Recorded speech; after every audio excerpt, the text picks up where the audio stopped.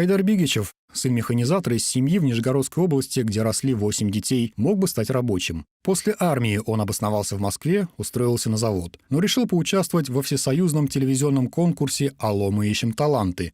И это изменило его жизнь.